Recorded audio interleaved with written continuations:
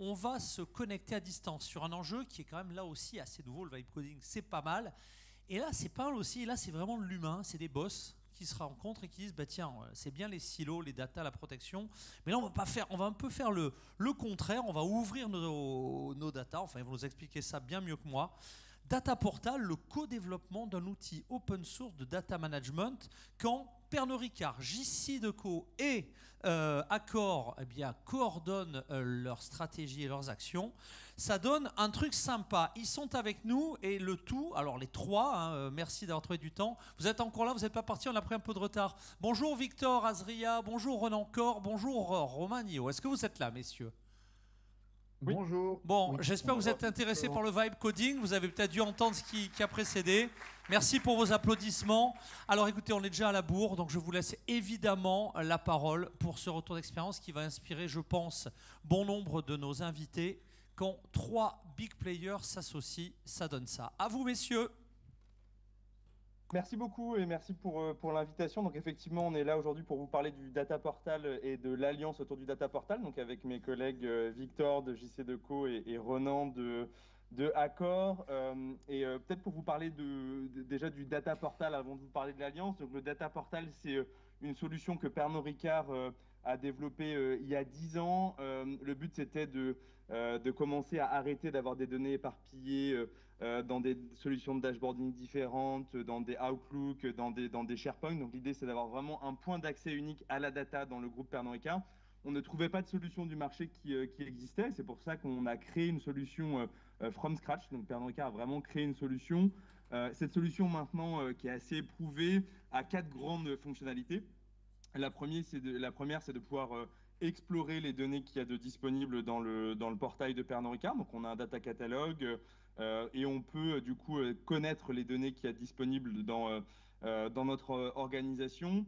Une fois qu'on a trouvé une donnée intéressante, qui peut être un dashboard, qui peut être un fichier sur le data lake, qui peut être aussi une maquette Streamlit pour ceux qui connaissent, on va pouvoir consommer cette donnée et forcément aussi après la comprendre et prendre une décision grâce à cette donnée. Et enfin, on a aussi une dernière fonctionnalité dans le portail qui est vraiment la partie apprentissage. On a une section qui s'appelle Data Academy qui nous permet du coup de pouvoir se former sur la technologie data, de partager du contenu avec tous nos collègues data de l'organisation. Donc ça, ce portail-là, ça fait 10 ans qu'il existe chez Pernod Ricard. On pourra vous donner quelques statistiques d'usage, mais il est très utilisé. Et en parlant avec certains de nos collègues d'entreprises non concurrentes, on s'est rendu compte qu'il y avait un vrai attrait pour ce portail qui n'était pas vraiment spécifique pour l'industrie de Pernod Ricard.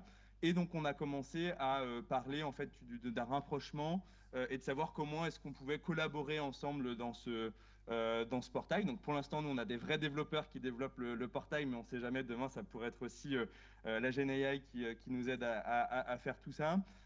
Donc une des premières solutions, c'était de pouvoir vendre le portail, sauf que Pernod Ricard n'est pas un éditeur de solution, donc on a très vite écarté cette solution.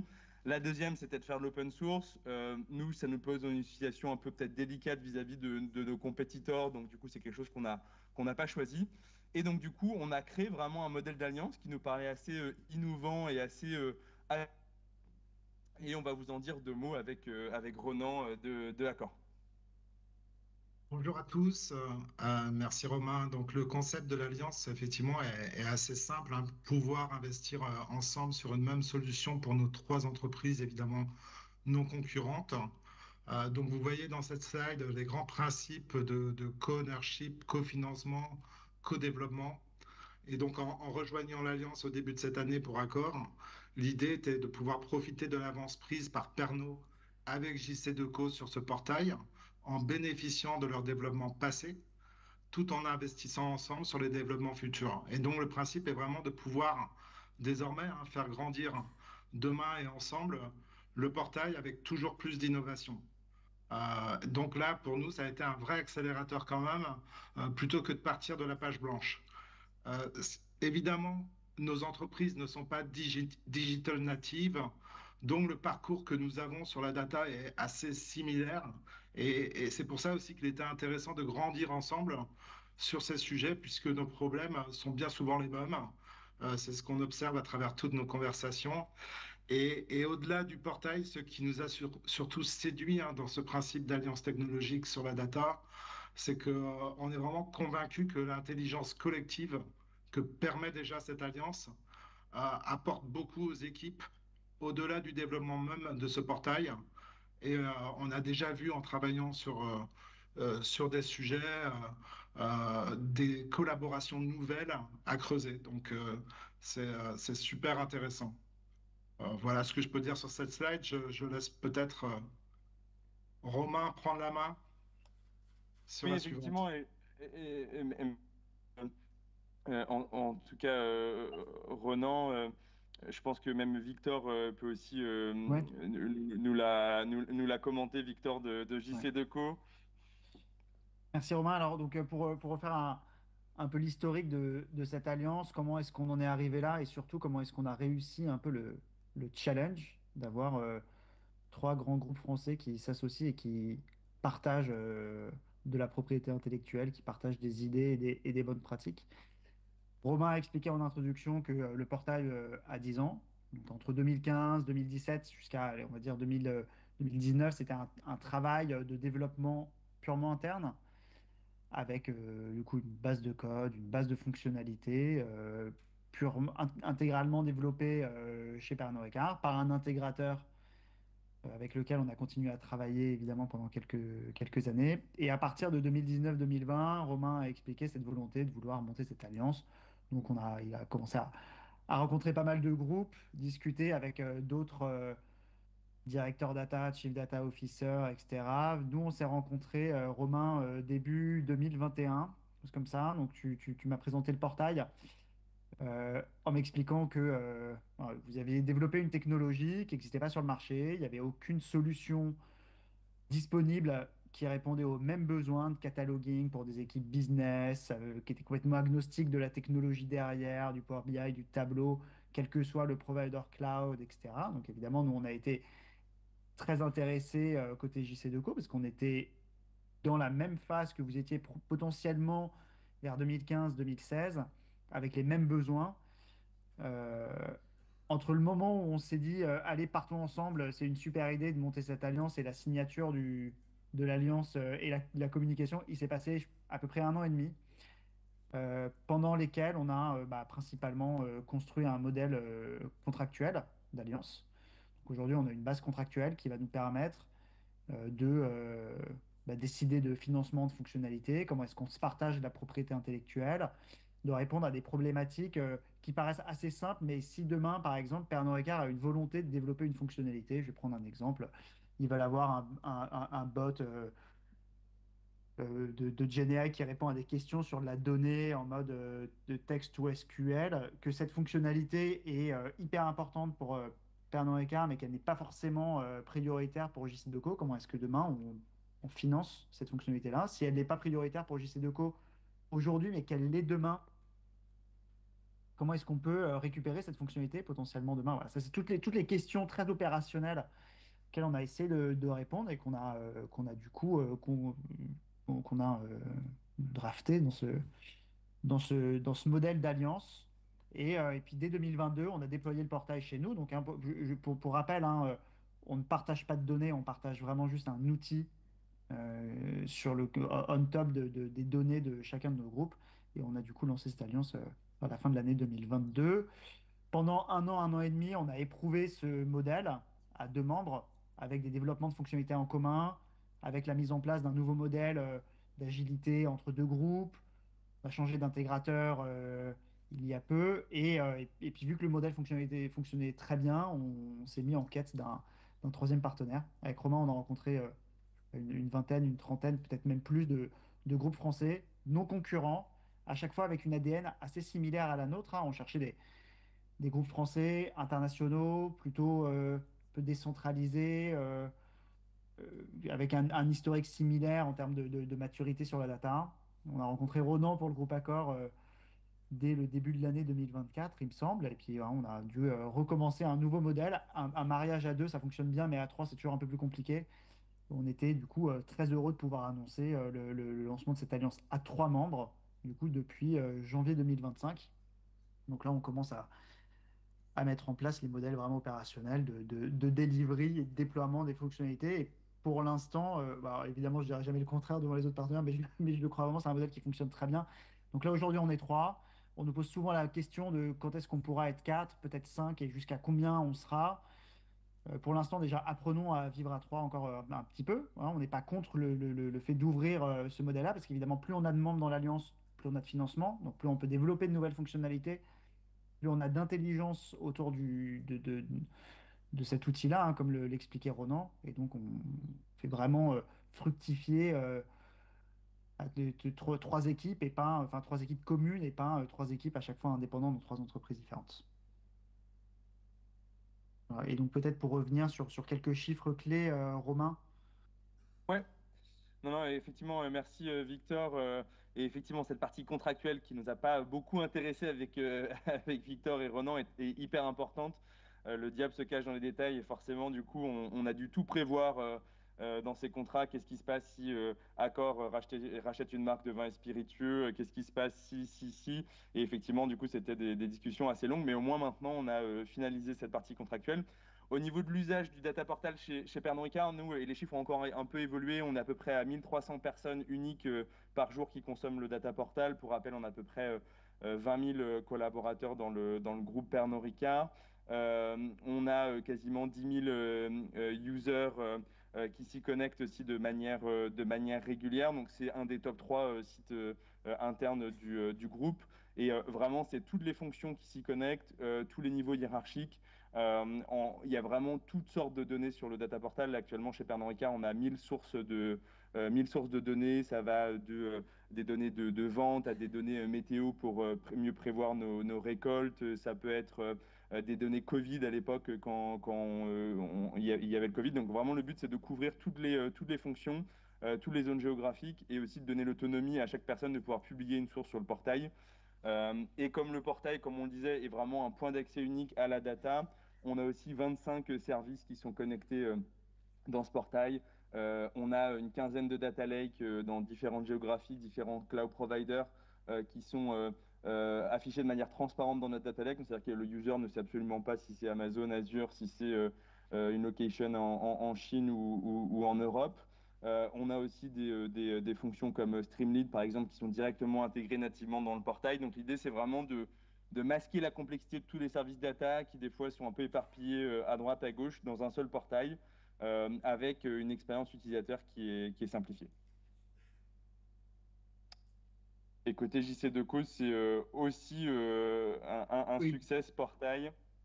Oui, oui, alors c'est un succès moindre pour l'instant parce qu'évidemment on part de plus loin. On a démarré l'aventure en 2022 et pas en 2015.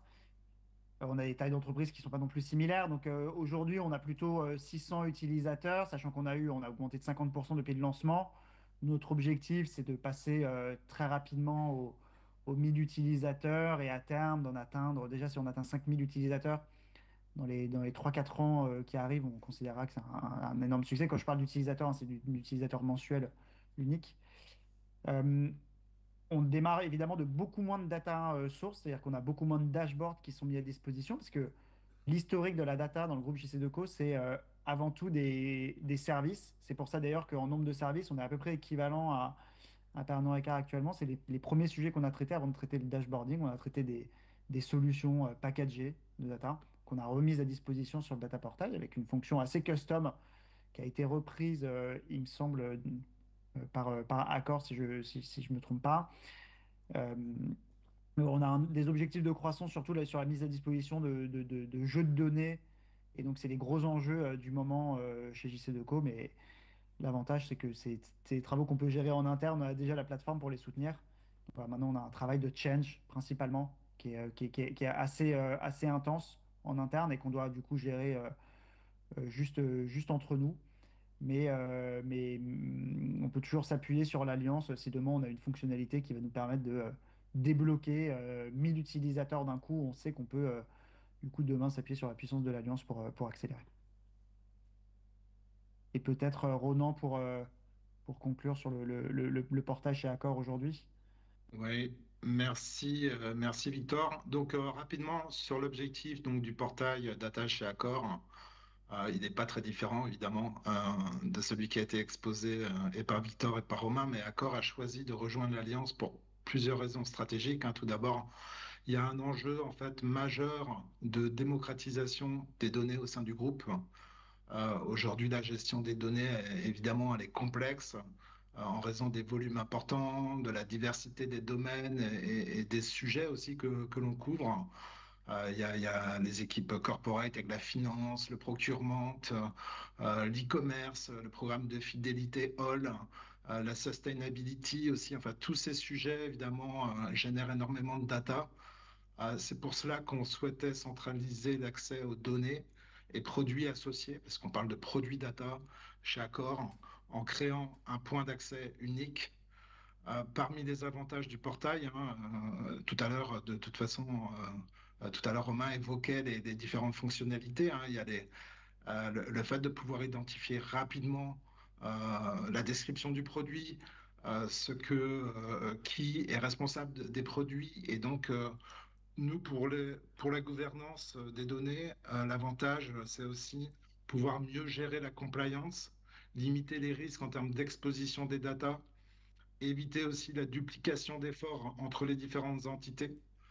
On avait vu avant de se rencontrer avec Pernod et JC Deco des solutions de data catalogue, mais pour nous, elles étaient vraiment trop techniques, ne permettaient pas l'accès aux données et n'avaient pas cette ambition d'aide à la démocratisation de la data pour nous, qui était vraiment l'enjeu majeur.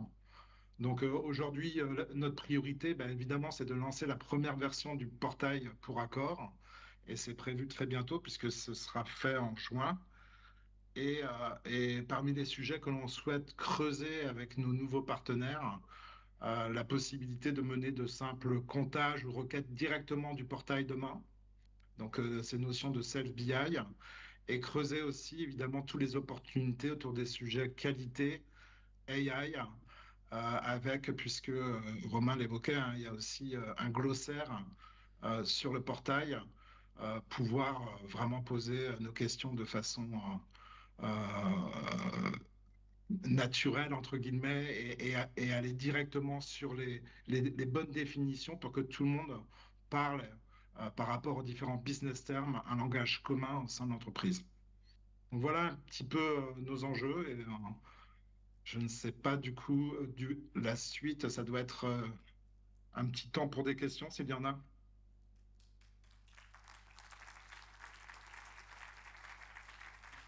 Vous imaginez le boulot de l'animateur entre la vibe et maintenant. Allez, c'est à toi si tu veux bien te présenter. Oui, bonjour, Mathias Debièvre, président de Vision. On travaille sur les data space. Merci beaucoup pour cette présentation et cette alliance très intéressante. J'ai une question sur les sources de données. Quand vous les listez sur les sources externes, vous listez des sources d'open data, il me semble. Est-ce qu'il y a des plans pour ouvrir un peu ce portail à des partenaires sous-traitants de chaque groupe pour à la fois leur donner accès à certaines données et qu'eux puissent donner accès à des données. Je ne parle pas ici de partager des données entre les membres de l'Alliance, mais vraiment pour chaque membre avec des partenaires tiers. Oui, alors pour répondre peut-être à la question côté Pernod Ricard, c'est déjà le cas. Nous, on partage le portail avec nos suppliers de transport. C'est arrivé plusieurs fois que DHL le matin nous envoie un ticket en disant ça marche pas, je peux pas me connecter au dashboard pour suivre tel ou tel shipment. Donc nous, au quotidien, c'est quelque chose qu'on utilise pour partager de l'information avec nos clients, fournisseurs et partenaires. Et c'est aussi un portail qu'on utilise pour collecter de la donnée. Puisque du coup, on peut aussi déposer des données sur le data portal. Alors forcément, du coup, dans la plupart des cas, on a des flux automatisés, c'est beaucoup plus simple. Mais dans certains cas, en fait, quand il y a du retraitement manuel ou des choses comme ça, on est aussi capable de récupérer des données depuis des interfaces de collection sur le data portal. Et donc ça, forcément, avec un système de permission assez poussé, c'est-à-dire que nos données météo qui sont sur le portail, forcément, nos partenaires et nos clients peuvent y accéder s'ils ont envie. Mais forcément, les données un peu plus sensibles sont bien entendu masquées. Lunan, toujours société Murex. Bon, vous avez bien expliqué, je trouve, l'intérêt d'un data portal de manière générale. Hein, très bien. Également les difficultés pour mettre en place le cadre contractuel entre les différentes sociétés qui contribuent et qui utilisent ce produit. Très bien aussi. Ce qui pour moi est un petit peu moins clair, c'est l'intérêt par rapport à l'achat d'une solution. C'est-à-dire on trouve quand même grosso modo des solutions approchantes de ce type-là sur le marché. Quel est l'intérêt de vous mettre ensemble pour développer ça? Est-ce que c'est un intérêt de coût, c'est un intérêt de fit for purpose? Pourquoi faites-vous cela, quoi? Je prends peut-être le début de la réponse et puis Romain, n'hésitez pas à compléter. C'est plus un objectif de fit for purpose, voilà, pour reprendre vos termes. On a tous les trois, avant de se lancer dans une solution pure build, enfin pure in-house, on a fait nos benchmarks, on a rencontré des tonnes de partenaires, tous les partenaires qui existaient aujourd'hui, qui proposaient, enfin, ou en tout cas qui promettaient des solutions qui répondaient à tous nos enjeux de mise à disposition de données à des équipes non business, de cataloging extrêmement simple, etc. On a vu aucune solution aujourd'hui qui répondait vraiment à l'ensemble de nos besoins. Donc là, on a une solution qui répond parfaitement à tout ce qu'on veut et en plus, on a la possibilité de développer les fonctionnalités que celles qui nous intéressent. On n'a pas de vendor lock-in avec un partenaire externe, donc on n'a pas demain des coûts de run qui vont exploser, etc. Pour l'instant, on est assez satisfait du modèle et on n'a toujours pas rencontré la solution parfaite du marché qui nous permettrait de réduire nos coûts de développement ou autre. Voilà. Juste pour ajouter, parce que moi, enfin, c'est exactement comme ce que tu viens de dire, Victor, mais on a fait aussi un RFP sur les sujets data catalog, et on trouvait que les solutions de data cataloging, entre guillemets, étaient très axées l'IT par la l'IT ou la data par la data. Et donc, c'est ce que j'expliquais. Nous, on veut démocratiser la donnée au sein du groupe pour tous les utilisateurs métiers. Et donc, on avait besoin d'une interface beaucoup plus simple, beaucoup plus user-friendly, si on veut, et quelque chose qui permette aussi, sur le principe d'une marketplace, d'accéder à l'information.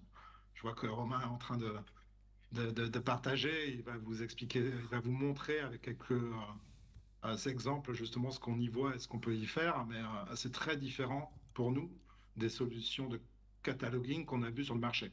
Et c'était pas du tout ce qu'on cherchait, entre guillemets, qu'on a vu dans les solutions marché. Par contre, sur le portail qu'on a vu ici, ça répondait vraiment mieux à ce qu'on voulait faire.